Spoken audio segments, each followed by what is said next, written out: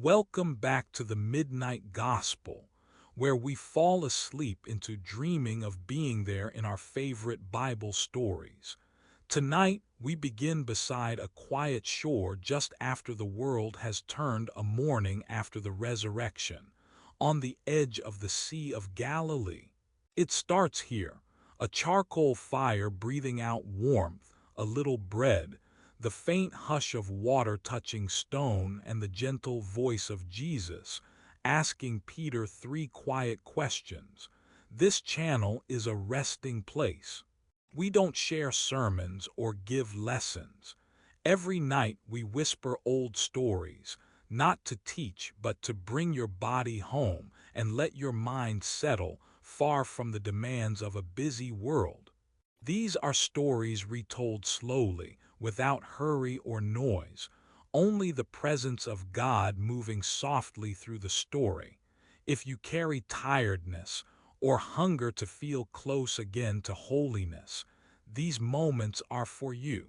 We made this space for anyone who wants to be near the quiet in Scripture, for those who want to remember how to breathe, who ache for a little peace by the firelight. You can return here whenever you need. If the world asks too much, or if you want to listen in darkness to the hush of holy mornings, you belong. And if you want to find us again, you can always subscribe. There's no rush. We're here night after night waiting for you. Tonight, let's rest in the slow hours after miracle, the fireside of ordinary hope, where Jesus speaks gently, not to scold but only to restore. It's a morning filled with small, steady things. Hands passing bread, the steady lap of water, the quiet ache of a heart made new without effort. You don't have to hold on to every word.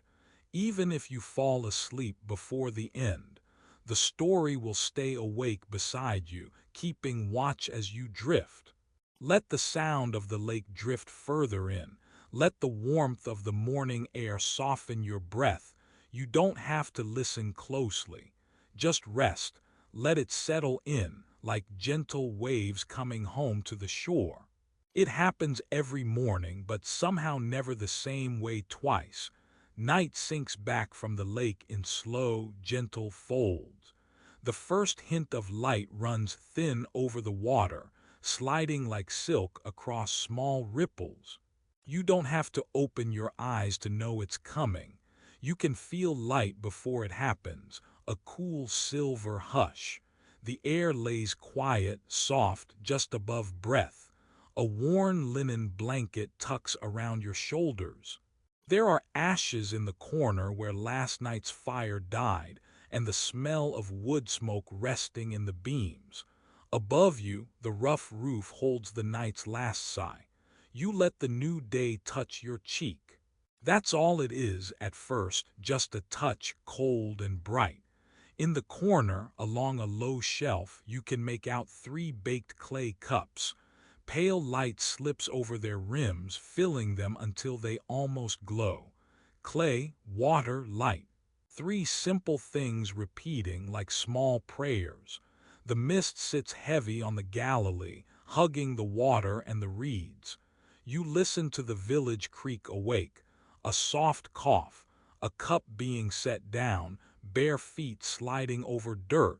It all feels impossibly slow, as if time is paused, not waiting for something big, just stretching each moment almost empty. Take a long, slow breath and let the morning find you. Even this breath is enough right now. Nothing more is needed. Somewhere far off, a bird calls, a slow note, then stillness again. The lake laps against the shore, each tiny slap of water sounding alone, and then together, 100 small, round sounds. Let this moment stretch a little longer. The roof above your head is patched with old reeds and bits of rope. There is a hole the size of a coin, and from there, a line of sunlight comes in, landing on the blanket. That one thread of gold touches your toes and then, so slowly, moves up the edge of the wall. Light is always moving, even when you stay still. You notice you are thirsty. The water jug sits in the corner, glazed in faint blue, a pale echo of the sky trying to break through the mist. The rim is cool against your hands as you lift it. When you drink, the water tastes of stone and morning. Somewhere outside, someone stirs the embers under yesterday's ashes. A bit of smoke pushes through a gap in the door and the smell says, "Today is just beginning. Nothing has happened yet. That is more than enough. Let this stillness settle into you. Let it rest in your chest, your belly, your hands. Out the small, open window, the world is both close and far. Between the rushes at the lake's edge, silver light ripples across black water. You know the sound of it, but hearing it now, before the day's noise, feels like it could go on forever. It's just light, water, again and again, weaving together until nothing is left but calm. The clay cups wait quietly on the shelf. Three shadows line up behind them, dark and patient. You wonder who will use them today, or if they'll just sit, holding the morning's growing light. Someone walks past outside.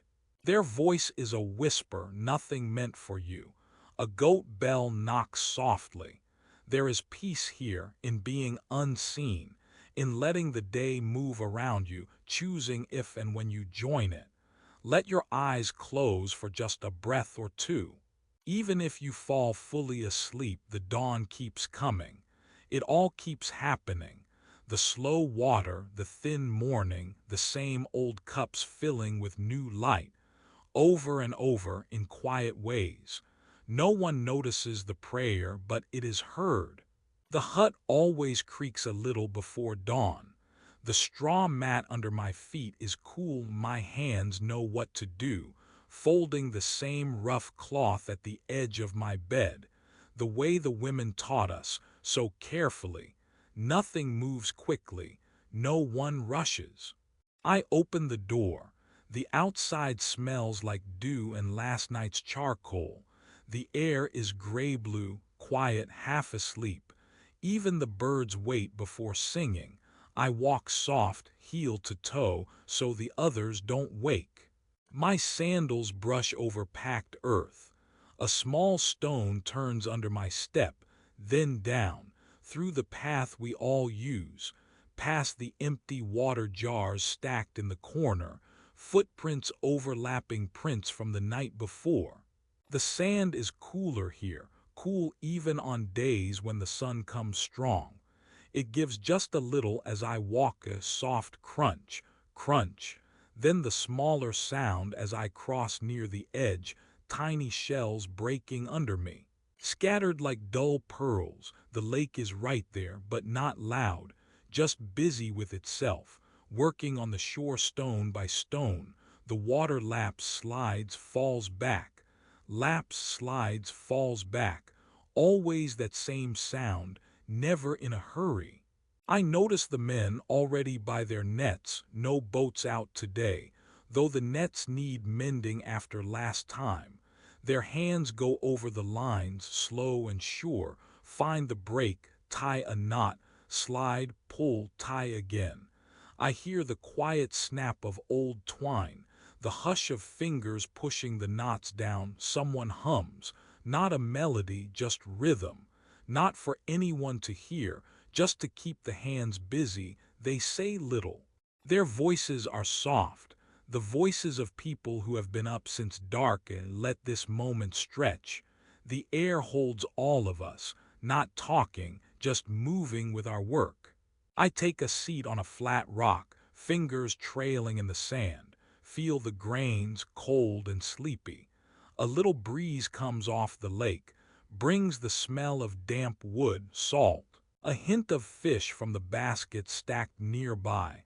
I press my palm against the stone, tracking the way it warms slowly from the first bit of sunlight. The sound of waves repeats, repeats, repeats. So ordinary, so safe, even the nets. Turning over, make the same scratch and rustle as yesterday, and the day before that. No one hurries, that is the best part. Every knot tied is a piece of something that lasts, even if it only holds for a few days. My breath comes easier, longer now.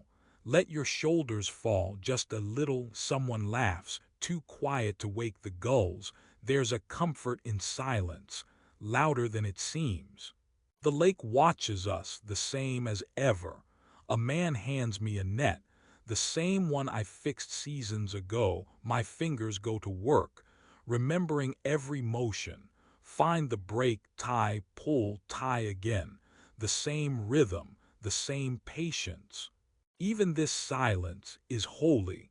Some of the men run their hands through the sand to clean their palms. Another small sound, soft, gritty. A sparrow hops close hoping for crumbs, then is gone. We all look once out at the water, that endless gray line, a place to rest your eyes when your mind is tired. The sun is half over the hills now, the shore, the nets, the sound of water, everything brightens, bit by bit. Let this morning carry you. I look down and see the footprints we've made, yesterday's, today's, overlapping until you can't tell whose are whose. The day begins no differently than before, but there is comfort in that sameness. Breath in slow, and let it out as the nets fill our hands and the waves fold over the shells. I remember how each day starts quiet and stays quiet, before breakfast, before words, just the old steps, repeated, steady. He asked for nothing and still felt full. The night listens with you. Breathe again and let peace spread, right where you are. No one notices the prayer, but it is heard. They start with hands in cold water. The nets, heavy and damp, are pulled from the boat. They don't drip, but hold the lake in their knots and folds. Some fingers sting from the chill. No one hurries. The sun rises slow across the water. Sand gathers along the soles of bare feet, rough as the rope. A few reeds are tangled in the mesh, thin and green, quiet reminders of the night's work. Pull them free, slip them back into the shallows. Each knot is familiar. The fibers are slick, a bit gritty, wet from last cast, soaking up the morning. The water is cool, sliding up wrists when the net's edge is dipped under. Pause. Watch the ripples break the sky's reflection. There's nothing to chase here. The night of fishing has passed, and now it's just men, old nets, and the slow air that sits across the lake. A leaf is caught between loops. Someone laughs and plucks it out. Work doesn't feel like work, just a morning taken up by something quiet and honest. The nets need washing, so they're washed.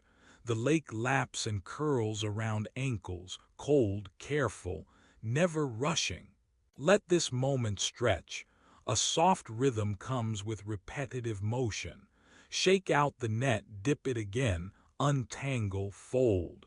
The dampness seeps through palms, and the smell of water and earth clings to skin.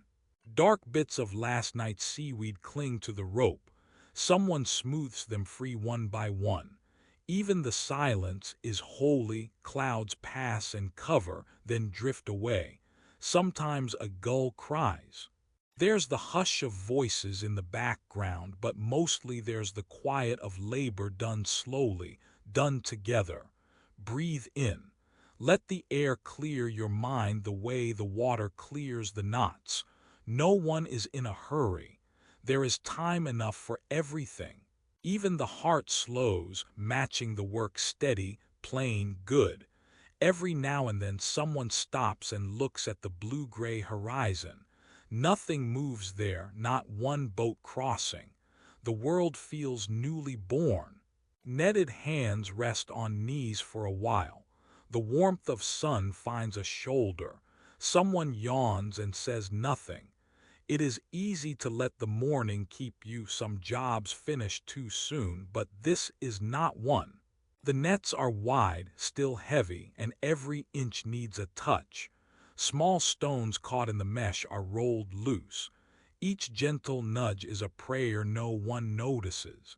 Maybe God sees the way a thumb works the twine, simple, faithful, unnoticed. The night listens with you. There isn't much to remember later. Just the texture of rope, even rougher when wet, always leaving a faint taste of salt behind. The cold of the lake stays in the joints, but it doesn't sting anymore. At the end, the nets lie clean and folded on the sand. Hands are raw but not hurt. Someone nods and goes to sit by the glowing coals, hungry for breakfast, not for stories. The nets are put in their place. The day opens slow. No one asks for more. He asked for nothing and still felt full. The day hadn't quite stretched awake yet. The shoreline looked the way it always did, wide stones pressed into sand, a pair of sandals outgrown and forgotten, the first shine of wet light curling over the Sea of Galilee. No one hurried, not then.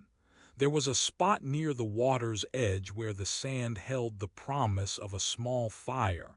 Someone knelt there, just anyone, maybe it was me, gathering bits of driftwood, pinching pieces of dry pine and curled olive twigs.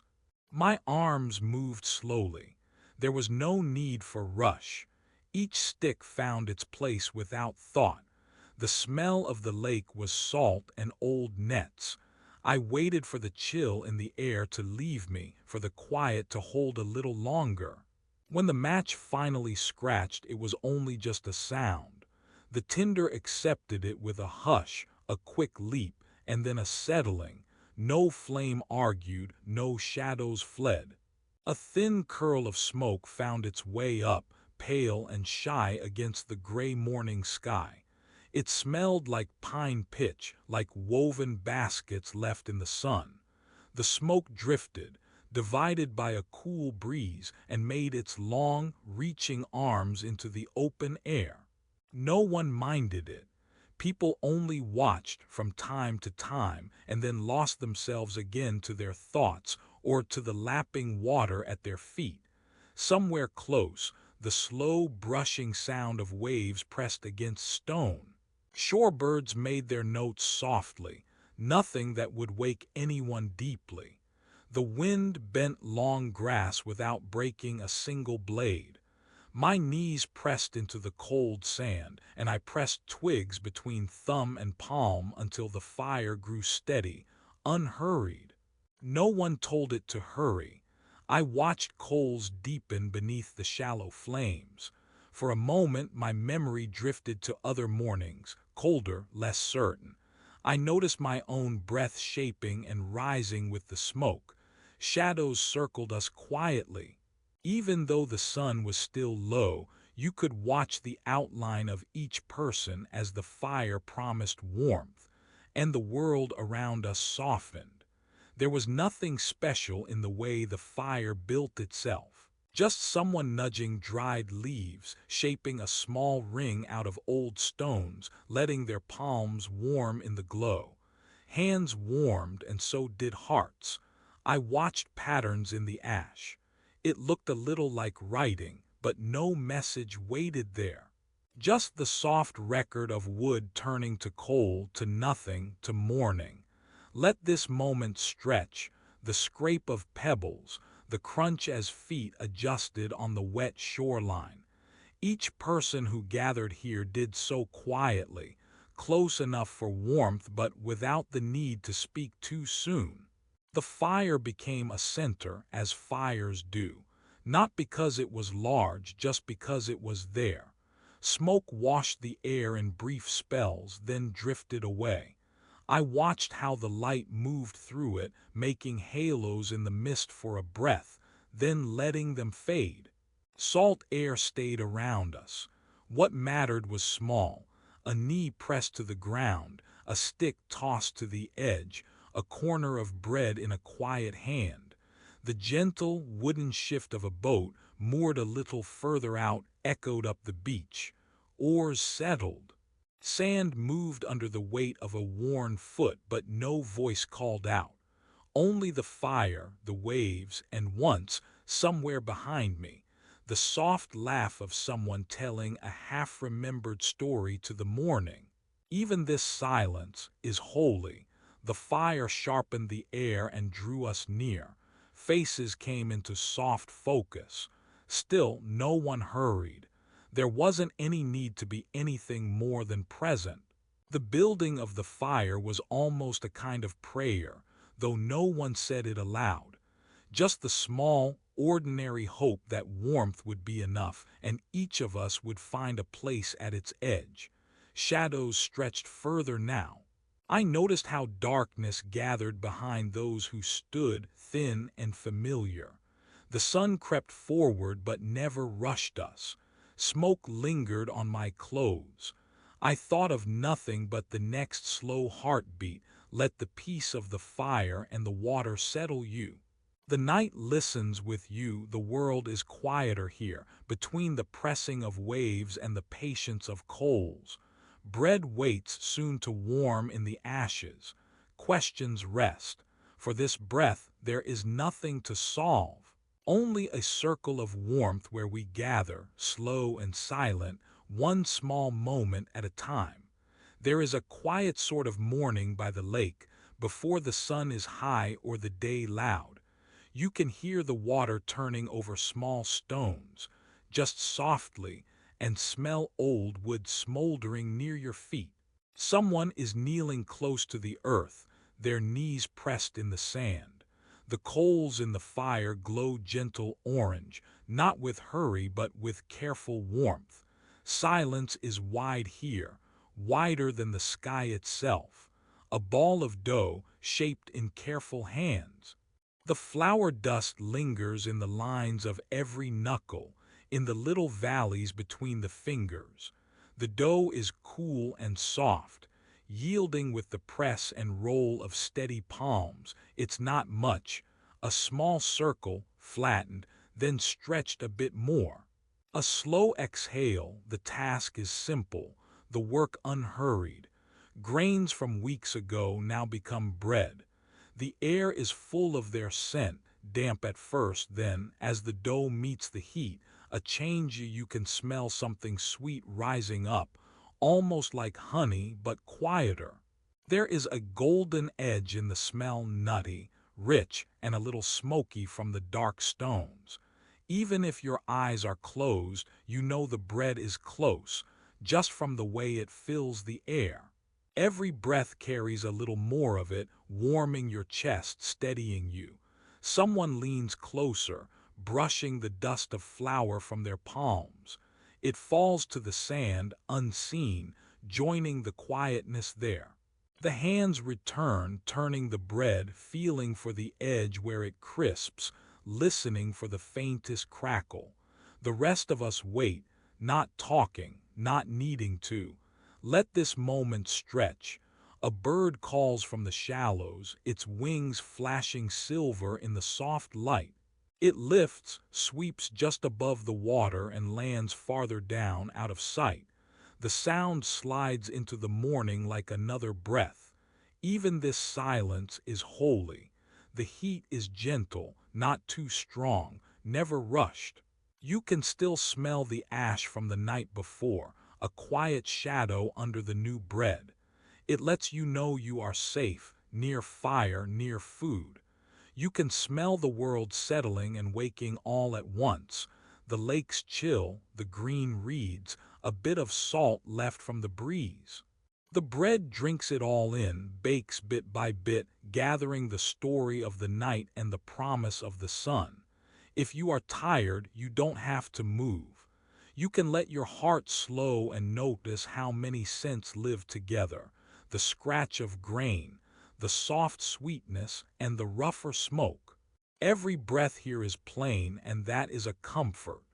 When the bread is done, it lifts easily from the stone, leaving behind a ring of toast and warmth. Someone's hand split it, steam twisting up, carrying even more scent, richer now, toasted and alive. A last brush of flour, a low hum of approval but not a word spoken. You can almost taste it even before it touches your tongue. The water keeps moving. The quiet keeps growing. Bread on the stone morning in your lungs, all things making peace in their own time. Let the warmth stay with you a little longer. Let the calm carry you to sleep. The night listens with you, nothing more is needed, and still you feel full. I stayed there, wrapped in my blanket, eyes open, but letting the soft light wash over me. Somewhere past the edge of the shore, a door creaked open, then closed, and even that small sound felt like a start of something that would not hurry. A slow exhale left my lungs, and I waited. Someone set down a clay jar. I knew the clink of old pottery on sweeping stone. It was heavier at this hour, filled for the walk to the well. The sound came from the street behind the house, drifting in through reed mats, gentle and certain, like every morning that came before. A goat pulled at a rope, hooves shuffling over packed earth. Their breath made a dull snort. Another goat answered with a low voice, pausing near the gate. It all mingled with the hush of waves and my own slow breathing in and out. Farther up, I heard quiet voices, a woman calling out softly, maybe counting her loaves or asking if the oven had cooled. Her words barely reached me, just enough to know. The village was waking, but no one was forced to greet the day quickly. There was no rush, no reason to hold my breath.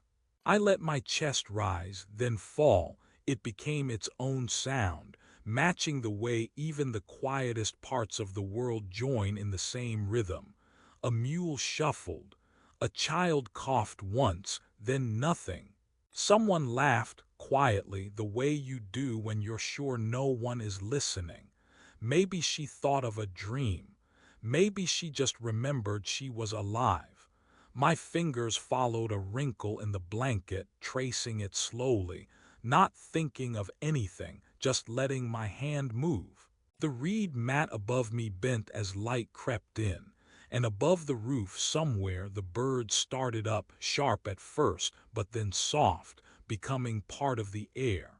Breathing in and letting it all go again. Even when I closed my eyes, I could still tell every sound apart.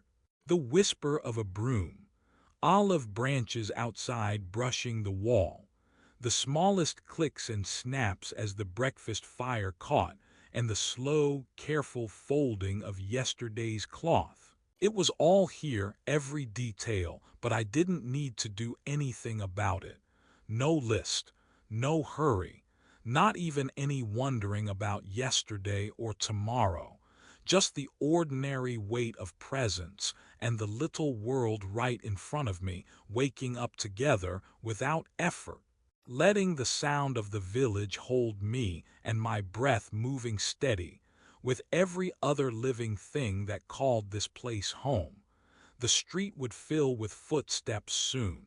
Bread would be broken and cool water handed from one friend to another. But for now, the day's beginning was enough, each sound both familiar and new, settling softly into the space between waking and sleep. Let this quiet keep you, wherever you are. Even the uneventful minutes, even the moment you nearly drift away, they belong to. Breathe with them. There is nothing to fix here, no story to finish. Only the stretch of the morning soundscape, the hush of old doors and goats and gentle voices, blending into each other until all the world is slow and whole and holy. All you need to do is rest and listen and breathe. The morning is slow. My feet find the edge of the mat, toes curling against packed earth, left cool by the shadow. I reach for the tunic set across the bench where it spent the night. It's wool woven by hands I know and worn by days just like this, pale, soft, nothing urgent. The cloth is bunched uneven, a few stray lines of thread pulled loose, small bits of straw clinging at the hem. Just ordinary tiredness gathered into fabric. I pinch a corner between thumb and finger, lifting it higher to catch the window's faint white. The air smells faintly of bread, and there's the hush of water moving against stones not far away. I shake the tunic out gently, a single slow motion. Dust drifts off, barely seen, floating downward and then settling again.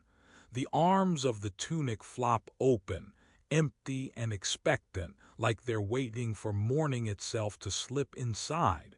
A rooster calls beyond the walls, not urgent, just announcing another start. The sound is familiar, folded into each day as much as this cloth.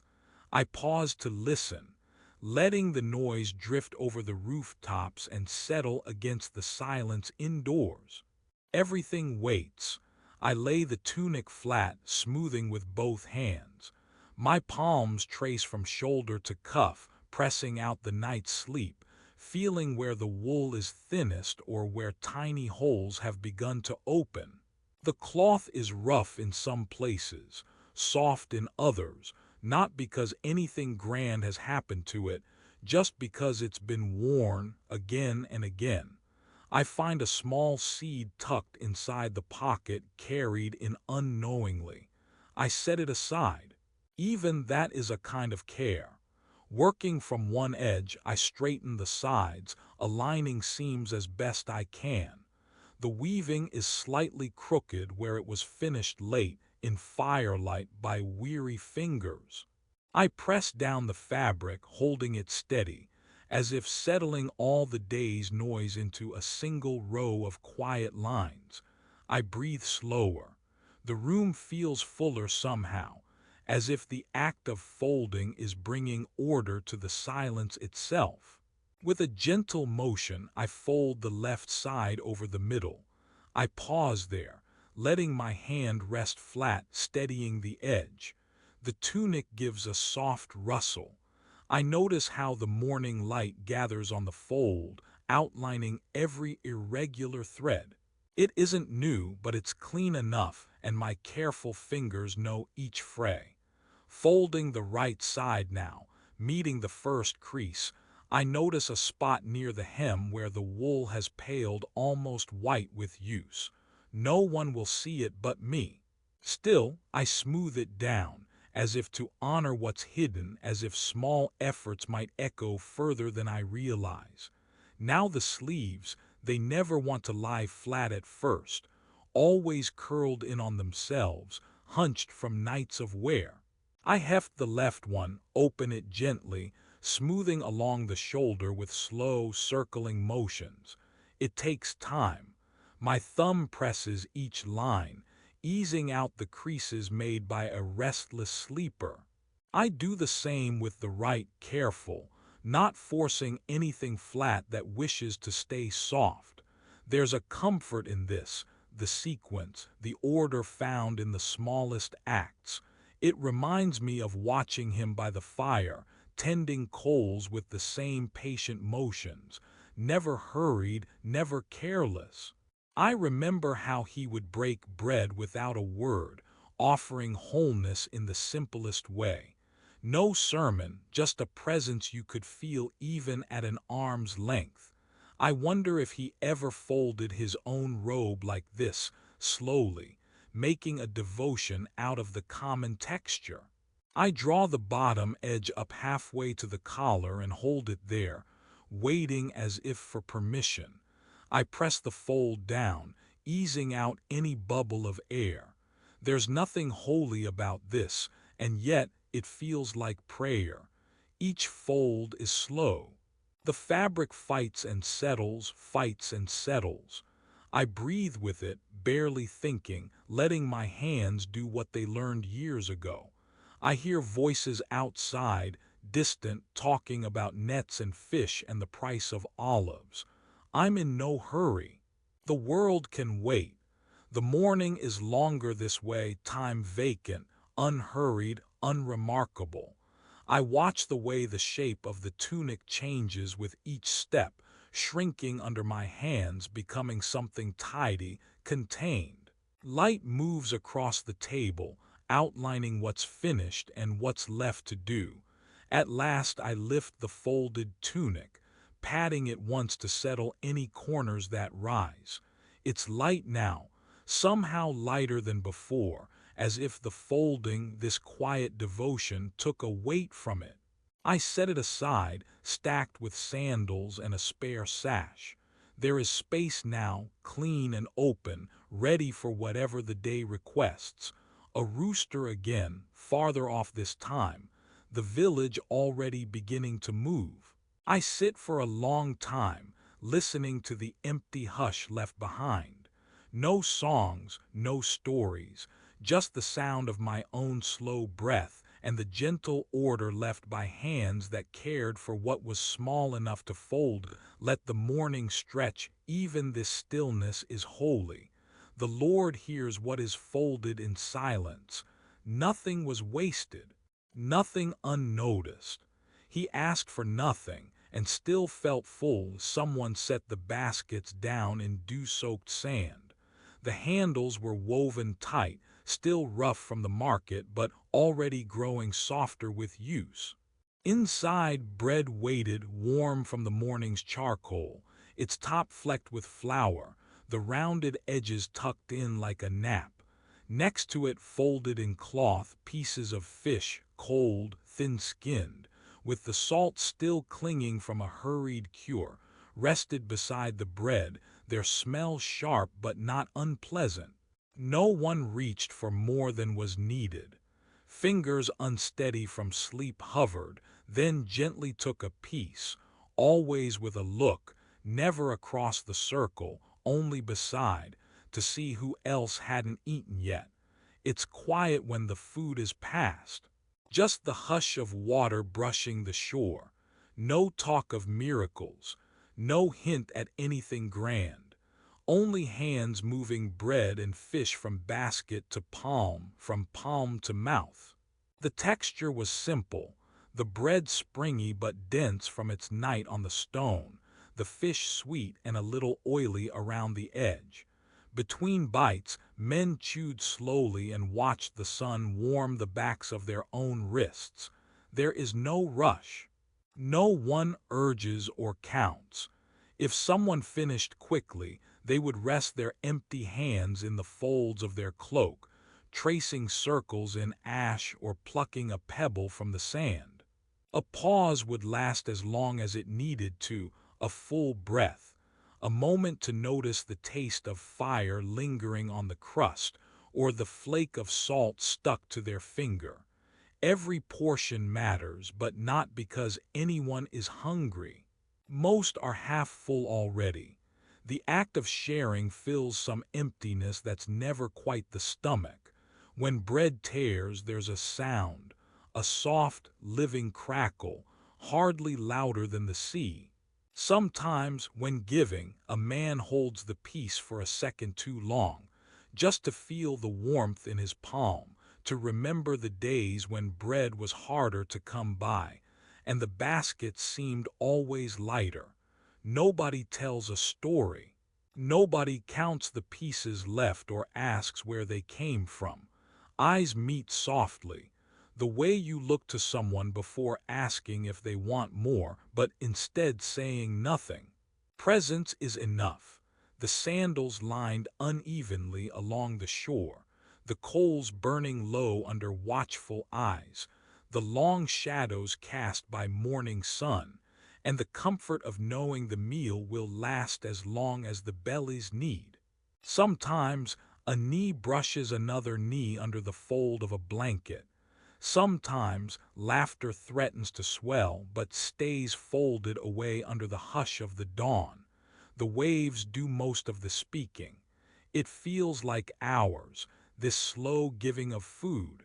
With every piece offered, a little more calm slides into the group, a kind of permission to rest or maybe forgive. Hands brush crumbs from robes. Fingers find little scales left behind. Bread settles in bellies, not heavy, just real. The baskets grow lighter, but it is a good lightness, like letting go of a stone you've carried all morning. No one noticed the prayer said under someone's breath before the first bite, maybe because it wasn't really words, just a soft thank you to the one who noticed small meals and called them enough. Let this moment stretch. Let the slow work of quiet hands and gentle glances hold you. There is holy in the simple, in the space between bites, in the certainty that nothing is wasted. The night listens with you. Even this silence is holy. Some of us wander closer to the water, our plates are empty now, crumbs of bread drifting on the soft breeze. No one asks what comes next. The sea just waits as it always has. I slip off my sandals. The shore is gentle, stones smooth from years of waves.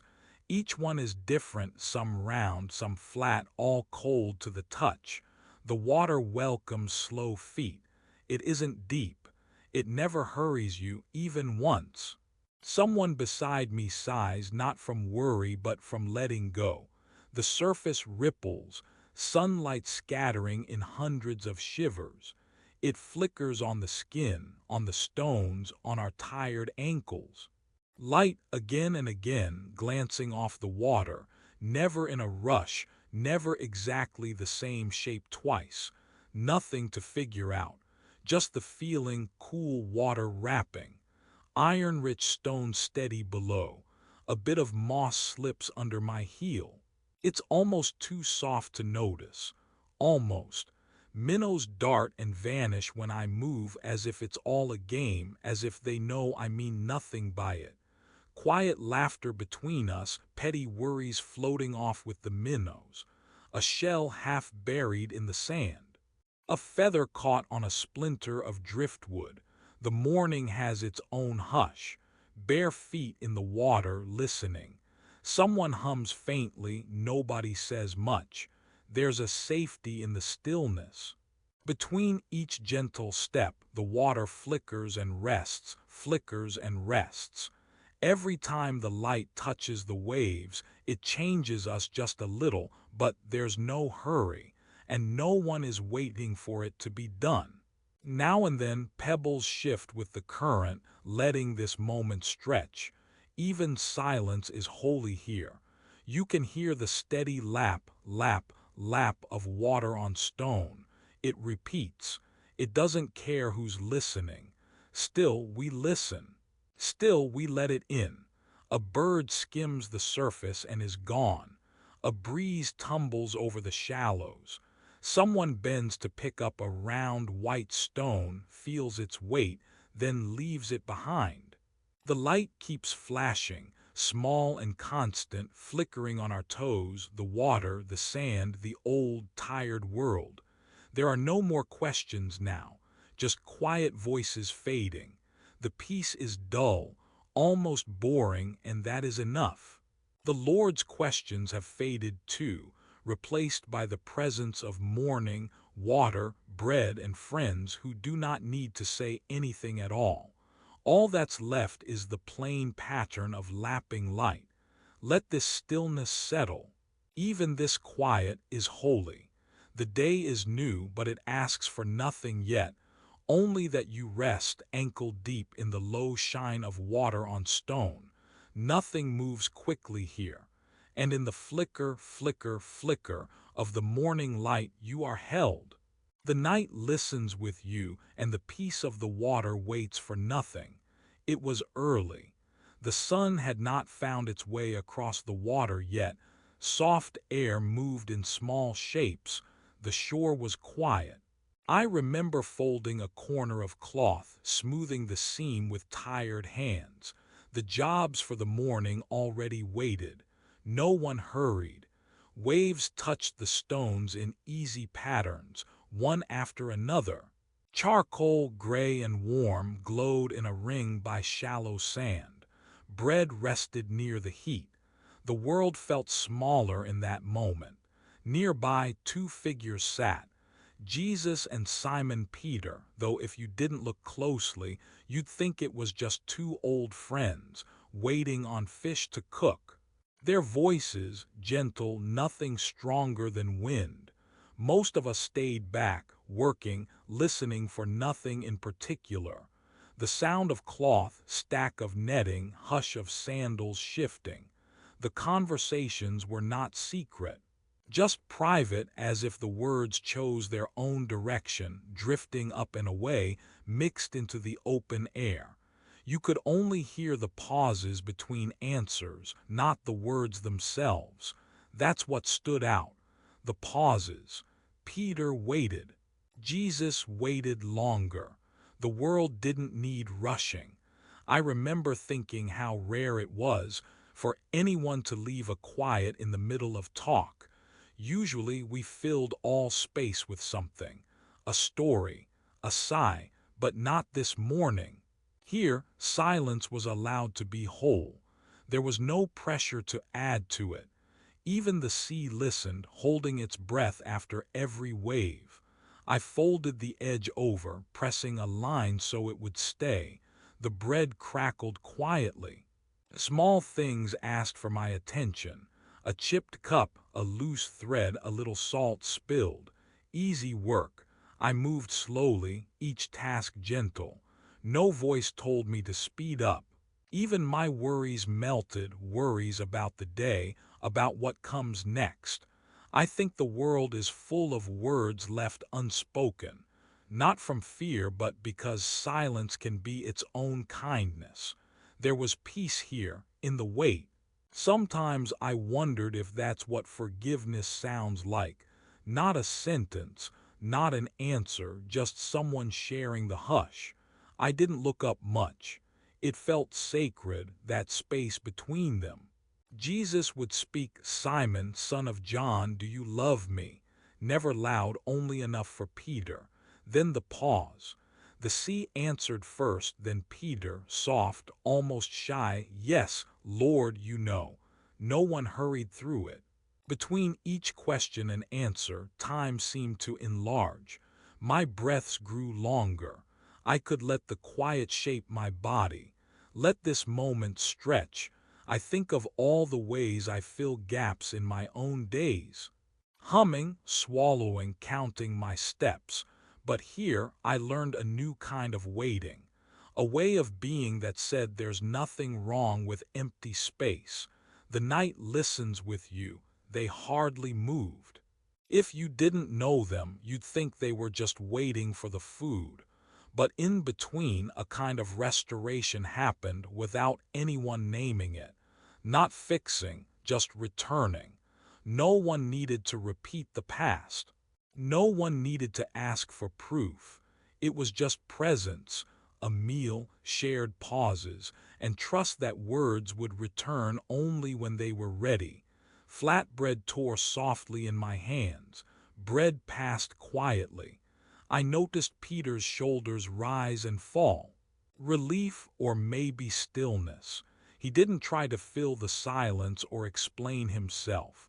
Love was quieter than that just then. He asked for nothing, and still felt full. Sea wind brought new air. I watched a fisherman pick at a knot, patient as the dawn. The smell of smoke, the hush of a meal half finished before it began. No one counted bites. No one measured. Every so often, a bird's call drifted across the water, then silence again, like the world pulled a blanket back up to its shoulders. Even this silence is holy. I remember how Peter answered again, not defending, only honest. "Lord, you know I love you." His voice never trembled, not because he felt strong, but because he trusted the quiet to hold him. You notice that when you step close to holy things. The quiet does not accuse. The quiet catches you. I smoothed out the cloth, then folded it twice, each move slower. My mind found itself softer too. I stopped searching for the next thing to do. It was enough to sit nearby to witness, to know the bigger miracle wasn't a change but a returning to simple things: food, friendship, breathing, and silence. I suppose that's the real story behind stories, the things you barely see, the exchange nobody writes down because it passes in a blink or a breath, bread passed from hand to hand, cups lifted, set down. The people nearby grew quieter, as if the world itself felt the hush. I could feel the night's worries leaving the corners of my heart. Not all at once, only a little, but it was real. Even the fire seemed slower, as if deciding when to crackle next. Time wasn't pressing forward. I think God sometimes waits in the spaces we rush through. This morning, no rushing was needed. After the third time, the conversation faded, as soft as morning fog.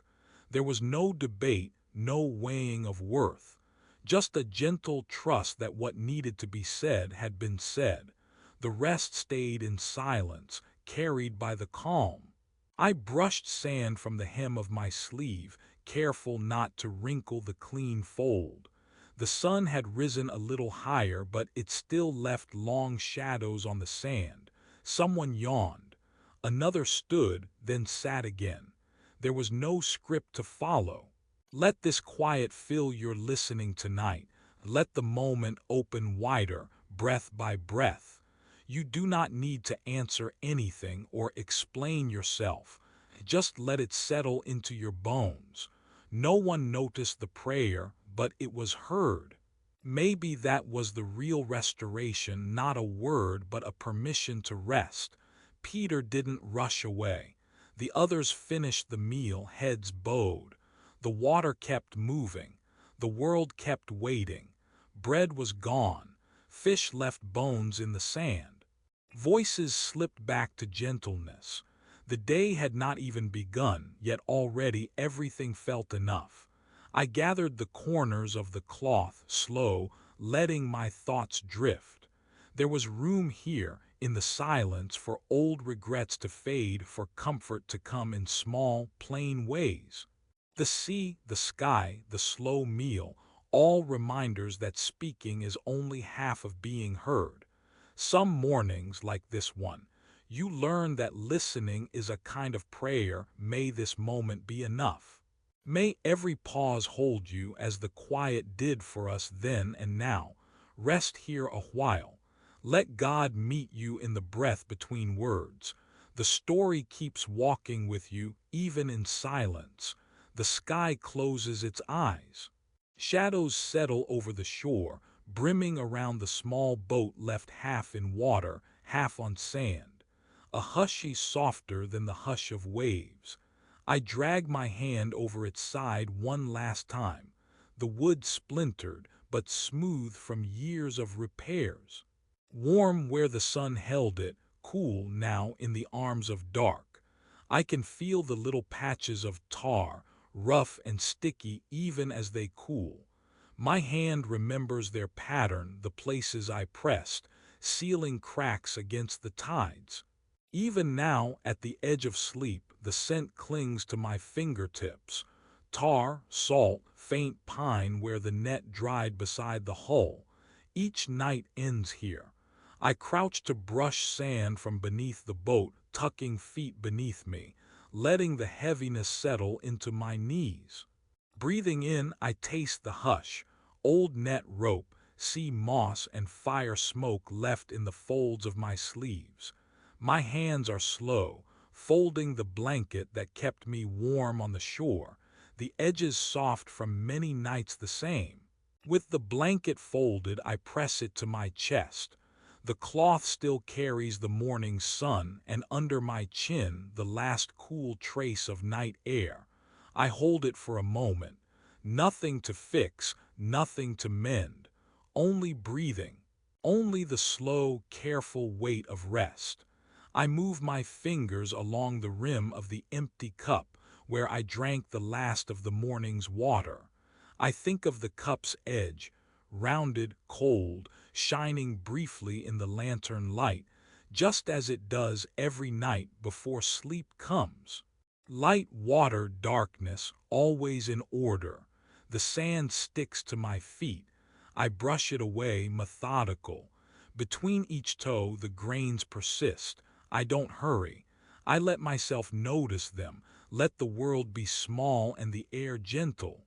Once inside, I lay down the folded blanket, smoothing it, folding back the corner, pressing my palm flat. Rough cloth, soft air, the dull warmth held from my skin. My body unwinds, every piece in its place. The night is not empty. It is holding me. I whisper, Jesus, steady my breath. Hold this heart, like the sun warms the wood. Let these hands find peace in ordinary things. Even silence belongs to you, stillness holds me. The Lord knows my breath. I am not forgotten. God walks slowly too. Mercy lingers beside me. Grace is here. I am carried. Amen. Amen. Amen. Someone turned over in the shade, the linen cloth shifting across the sand. The air was warm, almost heavy, and the sunlight landed quietly, spilling through the edges of the tent. Some of the others were dozing. The slight ripple of their breaths matched the pattern of wind stroking the water just beyond. If you watched long enough, you'd notice how even midday had its secrets, how light grew sharper, how the world seemed to press down, closer to earth, as if asking for quiet. The fire from breakfast had burned to a soft core, just a faint glow under a pile of ash. Bread crumbs waited for birds. Peter was sitting not too far from the water. He didn't say much now. Every so often he pulled up his feet, rubbed the little stones out of his sandals. The morning had already gone, the talk and laughter, the surprise of being fed. Now the talk settled around the edges. Mostly, there was just the sound of waves, the low sweep of someone's hand on fabric, lifting and shaking out the salt. Midday along the lake was deeper than it seemed. The blue of the water looked almost thick beneath the sun, with little flecks of gold jumping up from its back. Sometimes the light would hide beneath the edge of a man's leg or curl itself under a basket. Shadows shrank, tucking themselves beneath whatever they could find, becoming small, private things. A few of them rested with their heads tipped back, faces turned from the heat. Under the stretched linen, the quiet wasn't empty.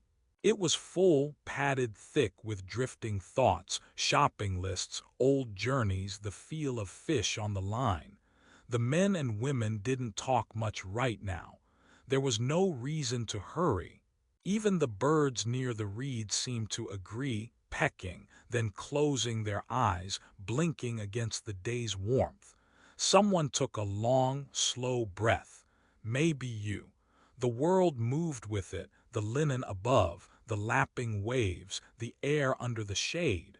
Nothing needed to be explained or solved. It was enough to rest here. Let this moment stretch. From somewhere out of sight, a woman's voice called for a cup to be filled. Water sloshed gently. The movement set off a pattern of sound, the lazy echo of pots, someone's hand brushing crumbs away, sandals tapping dry ground. No one shushed each other. No one hurried. It wasn't time for stories or lessons. Even the miracle felt distant, folded safely behind them like the simple meal they just shared. Warm bread, a fire that never seemed to die out, questions that didn't need sharp answers. Midday shadows made the world smaller and more secret. Bodies curled away from the sun, knees tucked up, heads tipped sideways, hiding their faces in their arms. Just for a while, each person was allowed to disappear. Small details announced themselves because the rest was so quiet. A single line of ants passed beneath the table. A sparrow tilted its head, eyeing a crumb. Far down the bank, the slow thunk of someone tossing another stick onto the ashes. Every once in a while, someone hummed without realizing it, the kind of tune that has no words but wraps around a body like a blanket. You could watch the water change colors as the sun moved. Sometimes the gold was bright along the bottom. Sometimes it nudged blue shadows up the shore, lifting and dropping them with each slow wave. Nothing urgent lived here. If you listened, your breath would start to match the world's gentle rhythm. In, out, there was no sermon, no gathering. Only this stillness and the day growing older. A meal finished, a question asked, an answer given, none of it requiring anything more.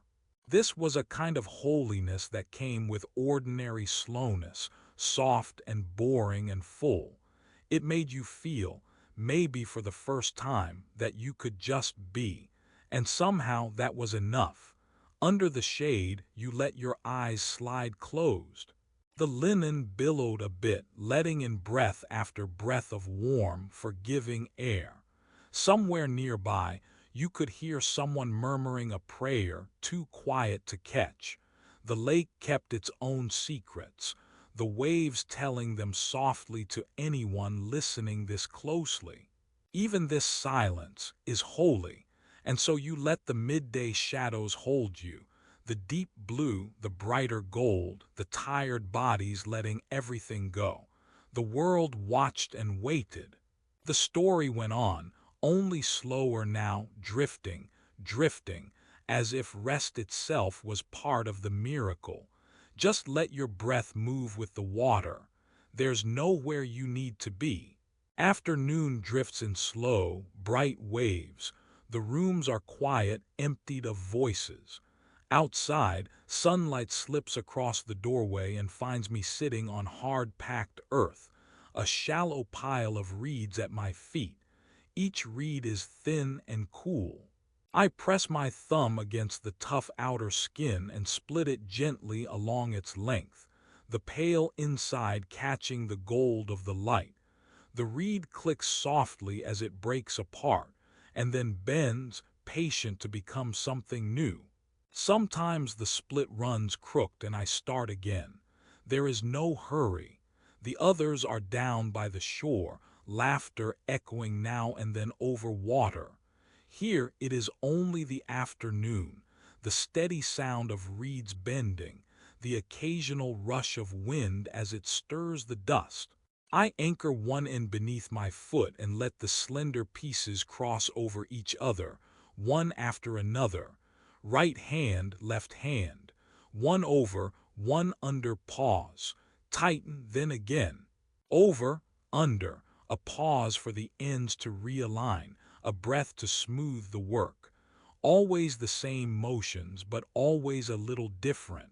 Like listening to the waves, never exactly the same, but the pattern is comfort itself. The smell of reeds is green and sweet, touched by the river. My fingers grow rough with dust and sap. I wipe them on my skirt. A swallow loops overhead, cutting the sky. I listen, but don't look up. Each time the weave meets the end, I bend a reed, tuck it under, then begin another row. It's quiet work, not lonely. The basket grows, barely higher than my thumb. Sometimes a soft creak comes from the wood behind me, the old olive pressing its shadow across my knees. I think of the bread baked this morning, still warm enough to remember, the coals from breakfast now gray and whispering. Left hand steadies, right hand guides. Down, over, under. Slow pulling, then a pause. There's a satisfaction in the simple, repeated motion. A silent prayer, maybe, though no one would call it that.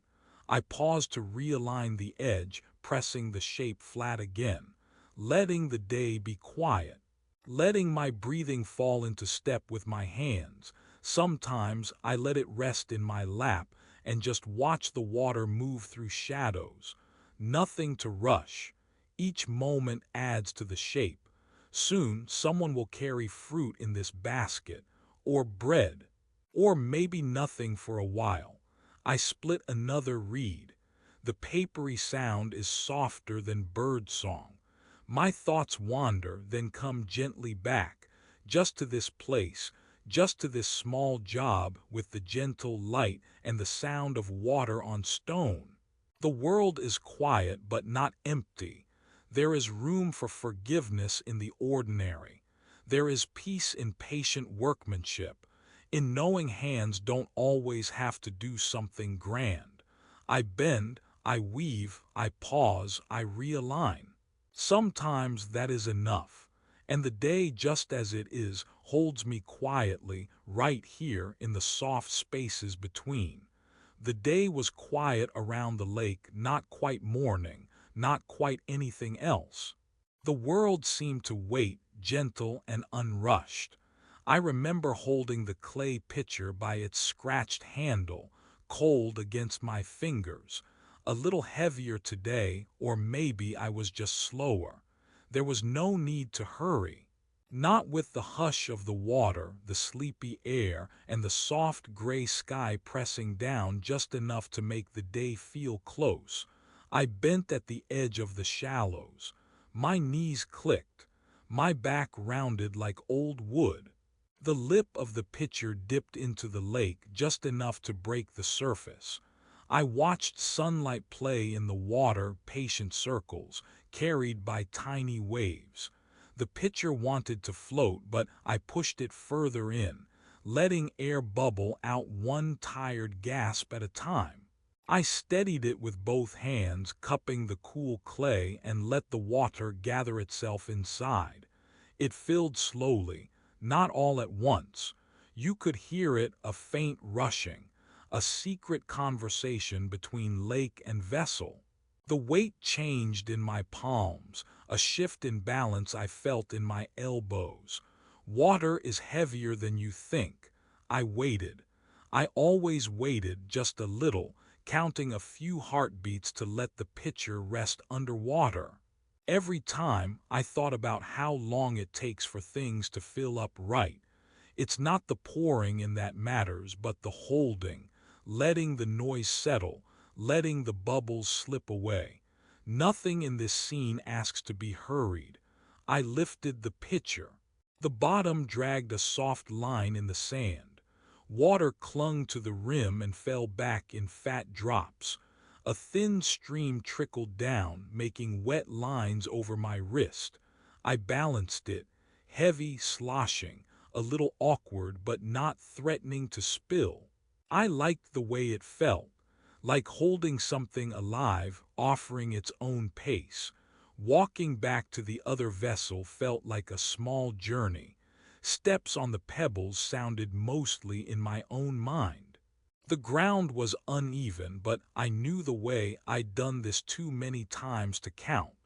The jar waiting on the flat stone had a wide mouth, chipped at the edge, good for mornings like this. I lowered the clay pitcher, both arms bent and steady, and tipped it slow. There was a moment where nothing happened. Then the water spilled, beginning quiet, then growing. It hit the bottom with a sound like rain on an empty roof, first hollow, then fuller as the jar accepted its share. Some drops ran over, drumming softly on the stone. Nothing spilled where it couldn't be caught. Still, I paused for the last drop to decide, watching it tremble at the edge before it slid down in its own time. After, I waited again, letting silence find its place between sounds. My hands relaxed. The pitcher was lighter now, easier to hold. I turned it upright and looked at the lake again. Everything was still there. The gentle hills, birds skipping over the water, the low breath of the shore. I bent down to fill the pitcher again. Each time the act was the same, the lowering, the waiting, bubbles rising, the weight changing as water replaced empty air. Sometimes the lake let in a leaf or a tangled stalk of grass, and I'd shake it out with a small tip and a slow swirl. There was no rush. Every movement asked for patience, a kind of practice I never felt as a burden. Other voices echoed nearby, faint and slow, but today nobody called my name. That felt right. My world shrank to the rising sun, the cool slip of water, and the heaviness that passed from one thing to another. It was enough. Some mornings my thoughts would wander, who might be hungry, whether the bread would rise, if the fish would come near the nets. But today was just the picture, the simple work of filling, carrying, and tipping back. Over and over, letting attention wander at its own pace, but always returning to the small weight in my hands. The third time, I let myself kneel a little longer, holding the pitcher in the water until it was almost still. My knees pressed into the soft mud at the edge. In that quiet, I noticed everything more clearly. The silt moving across my skin, the cold reaching through my sleeves, the faint tick of a water bug crossing the sun's reflection. None of it asked for meaning. It was just there like me, just part of the morning. When I filled the stone jar again, I listened for the difference, the deeper sound, the soft slap of more water inside. My back ached, a dull pull that reminded me this was real, not a vision. Still, it felt worth it. This was the only thing asked of me right now. Fill, carry, pour. Wait, repeat. No one counting, no one watching, no one measuring how fast I worked. I drew out another pitcher from the shallows. The handles felt smooth, worn down by years of gripping, and warmer from the sun stretching higher. My hands relaxed, holding the rim with easy strength. The water inside moved with its own rhythm, sloshing gently, nothing wasted, nothing spilled. I could feel how the weight shifted with each step, the center moving, reminding me to hold steady, not because I might drop it, but because the water deserved that attention. An osprey called out across the lake just for itself. The coals on the distant fire shifted, a faint scent wandering over, enough to promise warmth later. The others would be hungry soon. I'd hand them this water and they would thank me in tired voices, barely awake. It was enough to be useful. He asked for nothing and still felt full. I filled the pitcher one last time, letting the process settle into my bones. Dipping, filling, waiting, drawing out. At the edge of everything, I saw my own shape in the water, bent, still, small. Droplets collected on the bottom of the jar, dropping back to the lake in staccato, stubborn rhythms. Every pause felt fuller than the gesture before it, like resting between breaths. No prayers were spoken, but something holy moved anyway. No one noticed, but it was heard. The lake knew what the morning was for, not answers, not meaning, just the silent, necessary act of being here. Let this moment stretch. Even the quiet is enough. The night listens with you. There are enough pitchers to fill, enough water to carry, enough pauses that hold everything. Little by little, the work turns gentle, a slow unwinding that welcomes rest. You can let yourself settle like droplets, patient, unhurried, and never lost. It was still early somewhere between blue and gold. The little fire on the shore burned slow, the smoke rising just enough to drift out over the water. No boats moved on the sea yet. Peter sat down, smoothing his rough hand over the stones, watching the way the dark sand pressed in between his fingertips. Just beside him, The heat from the charcoal whispered in little ticks, soft. Every few moments, the same quiet pop again and again. No one tried to fill the space. Not even the seagulls close by, picking at old bread crusts. Silence was not something to hurry through. The air made room for empty spots, the kind that fill up slowly if you let them. I listened to the water, small waves folding themselves over and over, the exact same way, just like so many mornings before. The sound kept coming, never loud, never different. Just a steady breathing, close enough to feel safe, but not so close it made you notice. Everyone stayed where they were. Nobody asked what came next. No one prodded the ashes. A soft wind pushed at the edges of our cloaks. Sea salt in the nose, old wood, the thick hush of people still figuring out where their hands should rest. Another charcoal pop, again, like a heartbeat pulsing inside quiet skin. Even the fish laid out did not sizzle. They were just there, waiting. No urgency, just a gentle warmth heating through as slow as patience. Jesus sat looking at the sea, not at us. There was no lesson brewing, just space. Someone would cough just once and then nothing but the waves and the embers pulse. It was enough, even a little beautiful if you didn't ask for too much. Sometimes a voice started, but always faded out halfway through a thought. Do you?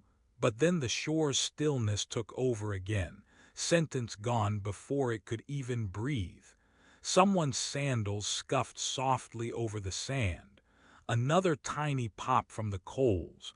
A drip of water from a wooden bowl to the stones below. Nothing needed tending. Everything had been done already or could wait. Let this moment stretch. There were faces I could see, gently focused on nothing at all.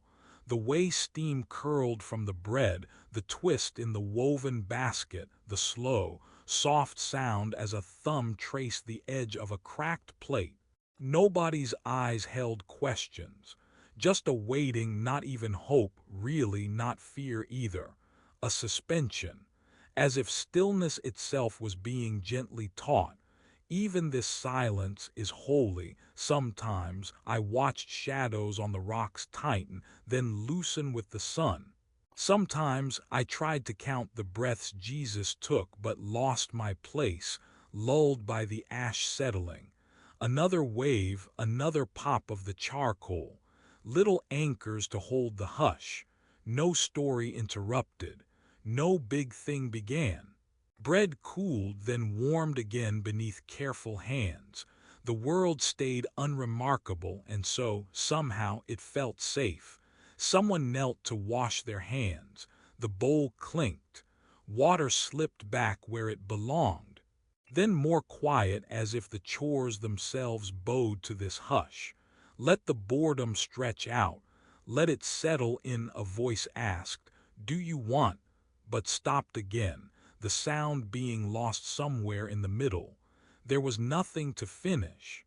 Even Jesus, who could have spoken, kept his words tucked behind a smile, content to let the emptiness be soft, not eager to fill it, as if he trusted us to wait, too. Someone stood, shaking breadcrumbs from their lap, then eased back down, the sound barely louder than the wind. I watched the sea. I held the quiet, unsure if I wanted it to go. I think maybe I could sleep right here, propped against the cool stones, listening for the next pop, the next breath, the next gentle lap of water on the edge of the shore. Even this silence is holy. The sun rose quiet, a little colder than you'd think for a morning after everything had changed.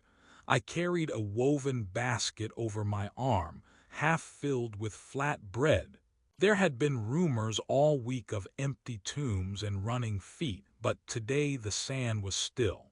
The lake carried the sky above it, smooth as glass except where old reeds poked through.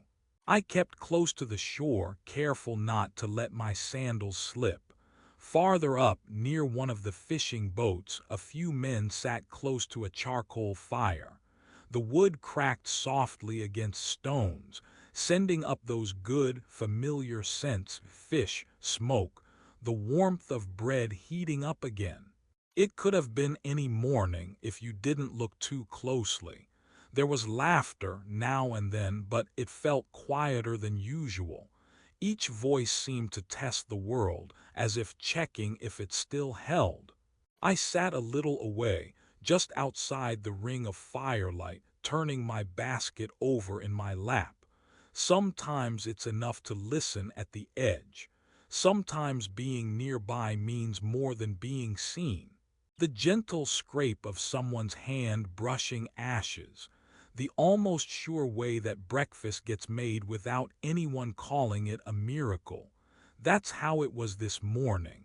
No loud voices, just the hush of shore birds, a low wind, the steady shush of water as it met the rocks. If anybody prayed, it was under their breath. And then a voice, his voice calm and old as the lake itself. He didn't speak loud, just a question, quietly given. It was like he was talking to the air or the gentle drift of smoke as much as the person beside him. He asked once very simply, "Do you love me?" No one hurried to answer. A pause, as long as you take to wrap bread in cloth, letting the question rest there on the stones and water. It felt good, the waiting. Like nothing was broken by rushing, and nothing needed to be said fast. The waves filled the space between, lapping at reeds, steady as breath. The answer, when it came, was as low as the question, maybe just for those nearest to catch. "You know that I love you," and then nothing for a while. Not a performer's silence, just the honest kind that happens when talking to someone you trust, someone you've cooked breakfast for, someone you've let see you fail and followed anyway. The fire popped. One of the men shifted, brushing crumbs from his robe. The fish, hot from the coals, gave up its skin in easy flakes. Further down the shore, someone tossed a stone, listening for the plunk and ripple as it vanished. I wondered if the world might always be this gentle. The question came again, quiet, patient. "Do you love me?" This time the answer was slower, like it weighed more, like the person answering needed to find words that fit the shape of memory, not just hope. "Yes, you know I do." Still not much movement. The lake stretched, a silver sheet. Clouds drifted by, unnoticed. My basket's weave pressed into my palm, grounding me. The warmth of the fire was there if you didn't look directly. It was enough. The final question, almost softer now, as if asking mattered more than whatever word was spoken after. "Do you love me?" I waited just like the others, letting the water count out time, letting the heart slow. A seagull called out far over the shore, and the sound slipped past us, part of the morning, part of the answer, maybe. The reply came gentle, worn by use and weather, and yet still whole. "Lord, you know everything. You know I love you." Not a ceremony, not a speech, just the old ritual of question and answer, bread and fish, ember to ember. A hush fell again, as natural as the turning of coals, as undemanding as sunlight on sand. I stayed there long after, folding my breadcloth in silence, listening to the easy voices, the soft laughter that filled in around the questions. The lake held it all, the conversation, the worry, the wondering. Even the love offered and answered quietly. He asked for nothing and still felt full. No one noticed the prayer, but it was heard. Let this morning linger. Even this silence is holy. The night listens with you. It happens slowly, the way mornings do when no one is in a hurry. I was folding cloth nearby, listening for footsteps that never came, just the scratch of pebbles farther down, nearer the water. Someone never loudly lays a fish across the warm black coals. The skin hisses, curling a little at the edges. You'd think it was nothing. One common fish, one flat stone, one pair of hands waiting quietly for the right moment to turn it. The smoke is thin, gentle, rising and falling in the soft, still air. The fire cracks, pops, then goes silent. There's only the hush of the shoreline water licking the sand, again and again. It's a small sound, steady as breath. I watch the smoke drift, wondering if anyone else is awake. The smell spreads before anything else. It sits in the folds of our tunics and hair. It finds its way through sleep, carrying memories of other mornings, fishermen coming back before dawn, mothers shaking the dust from bread, small hands gathering wood. The smell makes the dawn feel like home. No one rushes. The fish sits over the coals, the skin darkening, crisping, curling. There's a wait. Then someone with practiced fingers slides a bit of wood under the fish and turns it slowly. No hurry, no voices, just the soft sigh of the fire waking and settling, waking and settling. Smoke rises and folds away. I count the breaths in between the crackles. The waves have their own rhythm, in and out, in and out. Sometimes a bird lands near, silent and close by, its head tucked, watching. The hands by the fire aren't trembling. There's no need to say much, maybe nothing at all. Only the shared silence, safe and wide like the sky. The smell makes everyone a little hungrier, but no one takes a piece yet. We are waiting. Waiting feels sacred, here by the water, with the coals glowing and the fish shining with its simple oil. Someone's shoulder brushes mine. Not on purpose, just the way people settle around warmth, drawn closer without thinking. There is space for everyone. The waves keep lapping, the fire keeps shifting. Time folds in on itself. Even the smallest breeze carries salt and old stories of storms weathered, prayers whispered, forgiveness waiting. There is no hurry. The fish will be ready when it's ready. No one tries to guess how long. Bread sits in a cloth nearby, warm and quiet. Someone's hands brush crumbs away. The slow cooking, the soft crackling of coals, the breath of the waves, this is what comfort feels like. The warmth, the hush, the rising scent. Nothing dramatic, just the gift of waiting together. The sacred patience of hunger met by gentle hands. The miracle still hidden in plain daily things. Fire, food, water, silence, and a love that moves slower than morning itself. The fire crackles. The waves sigh. Let everything rest a little longer. There was no plan for this hour. The sun was barely up, folding the breeze into itself, trying its warmth over the damp shore. The water made its old sound, never hurrying, always coming back. Sand pressed cold under my feet. That chill, early in the day, when the fire's reach didn't quite find you yet. I liked it, how it said I could be awake and quiet at the same time. My hands went to the sand without thinking. The grains clung together, cool and heavy at first, then loose. Fingertips tested the soft edge, pressing, lifting, letting it fall again. Mostly I drew circles, not perfect ones, just gentle curves, easy to change or erase. A thumb smoothed a line, then started over.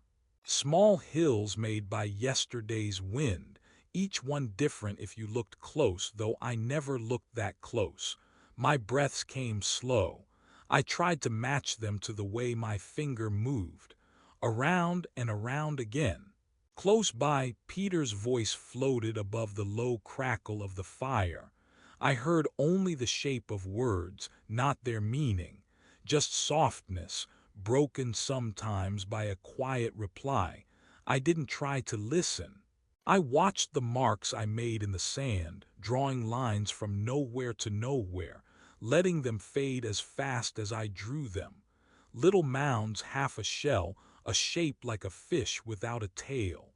Anything or nothing at all. The good thing about the sand is that it gives up its memory quickly. Now and then, a piece of charcoal shifted, sending up a wisp of wood smoke. It curled into the air, then drifted away, carrying the scent of bread baking on the edge of the heat. My hands kept busy. Sometimes the sand was wet and it stuck, a darker color, cooler somehow. Sometimes dry and bright, lifting away in the breeze before my lines could take hold. I liked both. I didn't mind how my patterns disappeared. There was never a reason to keep them. Still, my fingers tried again. The air held a mix of salt and new grass. A lock of hair slipped free and the wind moved it forward over my eyes, begging to be brushed away. Sometimes I let it stay, tickling at my forehead so I could focus on the feeling, soft, a little scratchy, nothing sharp. I didn't rush. Even my restless hand slowed as the sun climbed higher. I left a palm pressed flat into the sand just to notice its weight. The grains pushed up between every finger, leaving a print.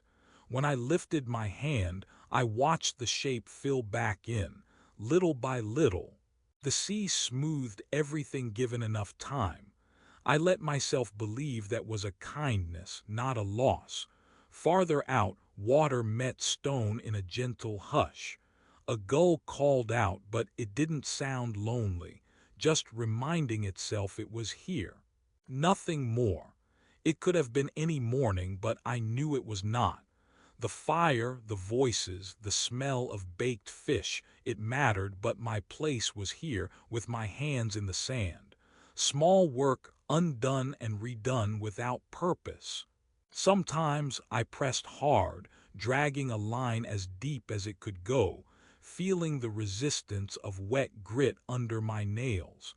Other times I barely touched the surface, just enough to know I was here. Ordinary skin, ordinary dust. I remember thinking that nothing in this moment was waiting for me to be anything more. I closed one eye and made a slow spiral, the tip of my finger spinning, while the rest of the beach still slept in its grooves and ripples. There was room for boredom and a quiet trust in it. Behind the fire, a murmur, another question, answered with a sigh. The fire snapped but never flared. It was enough just to be seated upon earth warmed only by breath and hope. For a while I traced the cracks between specks, tiny glints of quartz and darker flecks. If I let my vision blur, everything blended, golden and dim. My hands brushed away what didn't belong, then let the sand settle again, softer than before. The wind began to pick up. I tucked my knees into my chest, resting chin to sleeve. Sometimes my hand stopped, holding nothing, simply resting on the world that would always be here, whether anyone remembered this day or not.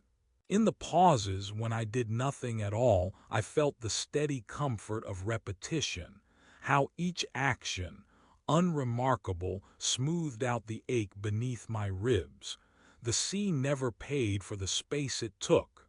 It made room for itself over and over, washing the shore clean of every footprint and line. I thought that maybe this was how rest worked, a hand moving in circles until forgetting what shape it hoped to make, the beach always ready to begin again. Nothing lost, not really, only patient waiting, only the quiet company of hands and sand and the peace that comes when letting them be. You stay until the nets cool in your hands across the rocks. Morning's hush has faded into the low quiet of midday. The last fish have been counted, the last splashes stilled.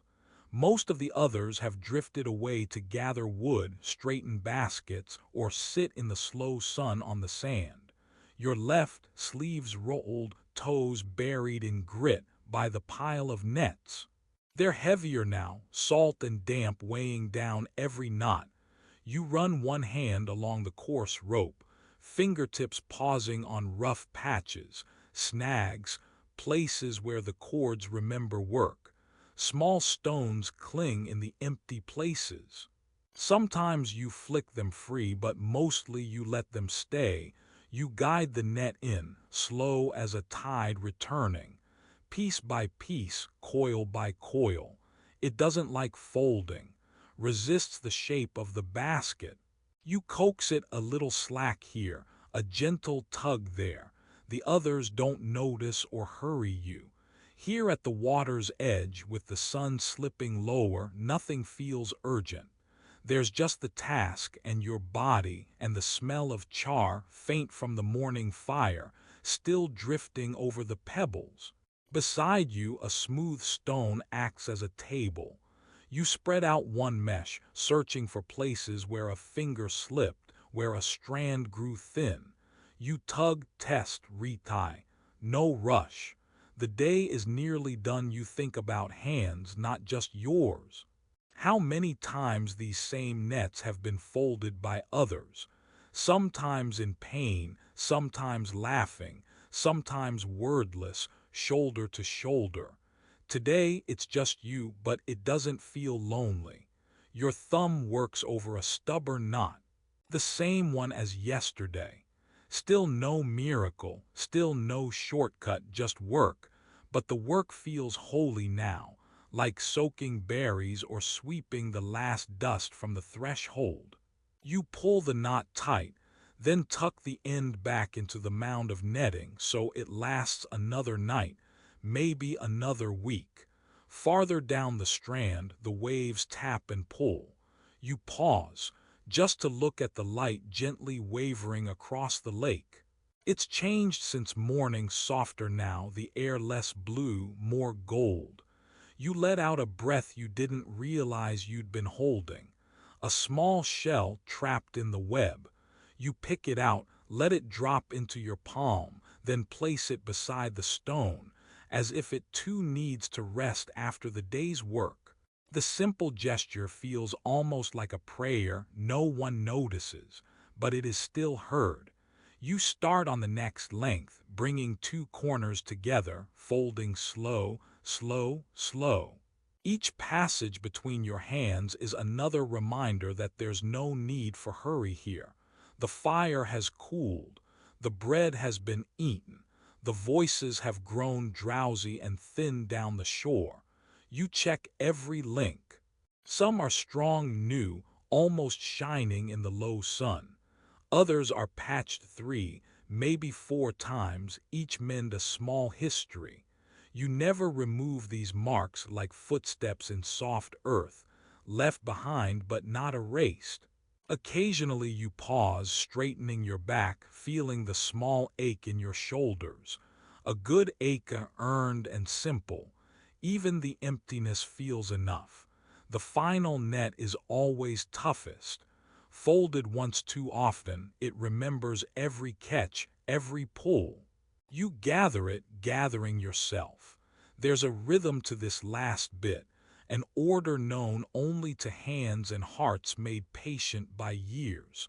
Over, under, letting the knots rest just right so they do not tighten overnight. When you finish, you stack them by the old fig tree. Before you turn away, you smooth the top, as if tucking in a child. Warm air moves over you, gentle as a blessing. The nets will sleep now too. You stand a while, facing the lake. Bare feet pressed into the soft, pebbled sand. A bird calls. The water replies, you wipe your hands on your tunic, rubbing away the salt, the memories, the day. Every action slows you. The sun is low, its light spilling wide, yellow and tired over the water's surface. Time folds just as the nets do into a shape gentle enough for rest. No miracle today, at least not the kind we talk about. Only this, the closing work, boring, sacred, every knot retied, every surface smoothed. He asked for nothing and still felt full. You drift away from the shoreline. Some voices wait for you up the path. You'll join them soon, trade a few soft words, share what little you have. But for now there is this. Nets returned, hands empty, the day folded away, the lake and light keeping watch as night comes on. Let this moment stretch, let the stillness do its work. The nets will wait for you, ready come morning. Long after the sun finished its arc, we gathered again, not at the morning shore but around a table pulled close in the soft gold of evening. The shadows grew longer across the ground as if the day itself were folding up to rest. Someone brought out a loaf and a smooth pitcher and a bowl of olives. You could smell the bread, a deep, warm scent, now mixing with the cooler air drifting through the open door. Even the dust that floated inside seemed gentler. No one said much. Hands passed dishes back and forth, fitting into small rhythms. Even the scraping of a wooden spoon or the clatter of a cup rested soft against the fading light. Someone set down a plate and the scent of roasted fish lifted, curling into the air with the sharper tang of lemon leaves, and then the first hint of wild mint that had cooled near the threshold all day.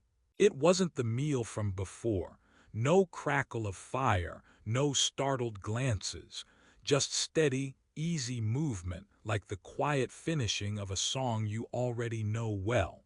Outside, the world leaned toward night. The olive trees made patchwork shadows on the ground. Their fruit still held the heat of the afternoon, but the air was loosening, cool on our skin, almost sweet, with a trace of the water nearby but unseen. When the dishes came round again, someone's hand brushed mine, rough from work and softened by oil. The table grew quiet, not with strain but the quiet that happens when people trust one another. You felt allowed the passage of time, a day nearly done, the scrape of a bench on stone, the hush as feet stretched into open sandals. You could taste the way the meal changed as it cooled. Bread got chewier, oil settled, fish softened. The coolness inside the room mixed with little threads of smoke from an old lamp. Sometimes, when the door eased open, a rush of cooler wind brought in the green smell of trampled grass outside. It was hard to tell which scents belonged to food and which belonged to evening. No one hurried. There was space for each small thing. Laughter quiet. A prayer murmured almost silently. This far in, no one bothered to lead. We moved together, shoulders close. Crumbs left behind, oil shining on fingertips. If anyone missed the words or felt too tired to speak, no one noticed. There was the meal, warm and plain. There was the slow acceptance of dusk filling in the edges of the room. He asked for nothing, and still felt full. The Lord's peace, like the faint scent of rosemary after the dishes were cleared, lingered in the bones of the house. Even now, hours after hunger faded, you could close your eyes to the gentle coolness, the way simple habits wrap around a tired heart. The day lowered itself into stillness. Nothing left to do but let the quiet in. Even this silence is holy. You are safe now. God walks slowly too. The night listens with you, and this table will remain even after you drift to sleep. Evening comes without hurry. The world by the Sea of Galilee lets go of the day almost by accident, as though no one gives the signal. It just happens one ordinary breath at a time. Light softens along the stones. Gold leans into blue and blue mutters quietly into gray. Shadows slip down the walls and into corners, gentle as a hand smoothing linen. The water listens, slow and wide, mirroring the sky in its quiet work. Sometimes you can hardly tell where the lake ends and the sky begins. Each takes the color of the other. Sometimes all you see is the edge of your own feet, blurring in the near dark. The air cools softly on your skin. The bread from supper lingers in your hands and on your tongue. The warmth from the fire has faded, but you still remember it. The scent of charcoal and fish marks the space where the meal was shared, now empty except for the soft places pressed into the shoreline pebbles. A few embers sigh quietly in the sand, barely glowing. Somewhere nets are folded. Someone shakes crumbs from a mat. You would hardly notice. There is no need for words now. The voices from the village fall away, thinner every minute, replaced by the sounds of gentle closing. A door pulls shut. Water carried inside for the night. One last chicken called back to its coop. The lake's small waves brush the sand again and again, each breath the same length as the last. It is not interesting, but it is enough. The silence builds slowly, never an emptiness but a filling. Take this moment. A star suggests itself, faint in the east. You are not sure when you first noticed it. There is time to see it grow slowly. Another, then another, dusting the sky in places you thought were still blue. The difference between water and air thins out gently until everything is held inside the same kind of hush. The wind shifts softer now, smelling a little like olives and open fields, distant wood smoke, soap from the washing. A donkey coughs once, settles down. Someone clicks a latch. The sky waits, so does the lake. You sit or stand or lean against the old boat. It does not matter. No one rushes you, no one asks. The day is still there in the darkening. Even the questions Jesus asked remain, gentle as low waves. Are you tired? It's all right if you are. The stars are for you, too. Those who finish their work now need not hurry. The night welcomes small tasks, washing a pot, tying a cloth around the bread left for morning. Each motion quieter than the one before. Let this moment stretch, just watch the sky grow deeper. The colors rest, your hands rest. The world lets go of the gold, lets go of the blue. A patient gray covers it all, not heavy but still. No miracle stirs the water. All is quiet except for the sound of gentle living, enough to remember you are here and you are watched over. Even this silence is holy, and the night listens with you. The night is coming in, cool as linen dipped in the well. I stand just inside the doorway, holding a quiet moment. Outside, the sky hangs low and blue with only a faint cloud, the kind that trails behind the day. I listen for any voices out on the path, for sandals on gravel. Nothing now. Only the slow hush of branches, the soft thumb of a distant wave. The hut holds a certain kind of silence at this hour. I run my hand along the worn frame, fingertips catching where wood splinters and smooths back out again. Then gently, just as I was shown, I swing the door closed. It doesn't make much sound, just a quiet thump. The air inside settles. The world outside can wait until morning. My eyes find the little oil lamp on the shelf. The wick is twisted from scraps of old tunic. I strike the flint, watching for that tiny flare. There, a small bright bud blossoms up, then settles down to a steady flame. I place the lamp carefully on the low table. Its glow catches on the curve of the jug, glimmers over the clay bowl, stains the white cloth on the palette with a warm, golden shape. Sometimes the lamp wavers if the door is still open. Sometimes it fights the wind. But not now. The door is shut. The flame is quiet, generous. It stays one shape, a small island for my eyes to land. Breath follows it, growing slow and wide. In and out, in time with the flame's gentle sway. The room gets smaller, simpler, kindly. I shake out the bedding, letting it catch a thread of lamplight. The blanket smells faintly of pressed grass and sun. When I lay it down, the fabric folds and settles like a friend beside me. My pillow is not much, but tonight it feels enough. A soft place for my thoughts to grow quiet. I listen to the familiar sounds, the lamp's tiny burn, the shifting of cloth, distant water pulling at the shore. Every sound belongs. I pause at the small window and look toward the sea. Moonlight catches on every little wave, making the dark water seem gentle, not empty. I breathe in through my nose, out through my mouth, slow, so slow as if even my breath wants to be careful, not to trouble the peace waiting here. My heart is calmer with this slow care. There is no hurry in folding the day behind the door. The lamp burns with me. My breathing follows the flame, rising, pausing, softly falling. I watch how steady it is. How nothing asks for more than this. A quiet room, a gentle fire, a soul at rest.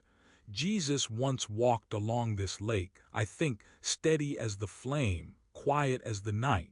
Miracles might have happened outside, out at the water's edge or by the morning bread, but here, inside, it is just the gentle, faithful act of closing a door, lighting a lamp, looking after what I've been given. I feel the warmth from the lamp settle into the space. It asks for nothing, just to be here, just to keep burning. That is enough, and I think I am too. In this little room I am kept. The world is folded up for the night. Stillness holds me safe. Every slow breath fills the space between each flame sway. Even with worries waiting somewhere far off, here there is only quiet. Here it's enough to close the door. There is only a single lamp burning now across the room. The day's work is finished, though I still hear the scrape of someone stacking wood 2 houses over. Wood for tomorrow, not today. My hands rest on cool linen, palms quiet.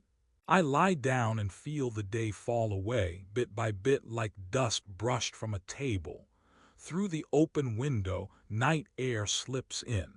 It smells faintly of earth and the sea, carrying a hush that seems to muffle even my thoughts. I let the whisper of it fill up the little room. I can just hear the far-off lap of water against the shore, slow and steady like someone breathing nearby. Each wave is a low voice. I find myself watching the ceiling beams fade into shadow. I feel the roughness of the blanket at my feet. I listen for nothing, and it's all I need. Outside, the stars stand quiet in their places. They don't hurry, and I don't need to either. Everything waits. Even the grass in the yard is still tonight. If I close my eyes, I know where every chipped dish sits in the cupboard, and I know the slow sound of sandals on the stones outside, far below. Familiar, steady world. I let one slow breath linger out, then another. There's no rush left anywhere, just this soft, even lull. Some thoughts wander in a worry about the morning milk, the memory of a word I wish I'd said kinder, the ache in my right knee. For each I whisper a small prayer, not for answers, but just to let them go. Lord, gather my worries and keep them safe. Pause. Listen to the quiet. There is nothing hurrying me here. Thank you for the bread and for the hands that made it. Pause. Smell the memory of flour and smoke. Forgive me for my sharpness. Make me gentle. Pause. Remember the warmth of laughter at the doorway today. An old small ache in my chest settles. The blessing of sleep is coming on slow feet, touching the hem of my blanket. And now I let the prayers soften into affirmations, one by one. Stillness holds me. I remember folding cloth earlier, feeling the thread between my fingers, how the night grew quiet in the corners as I worked. The Lord knows my breath.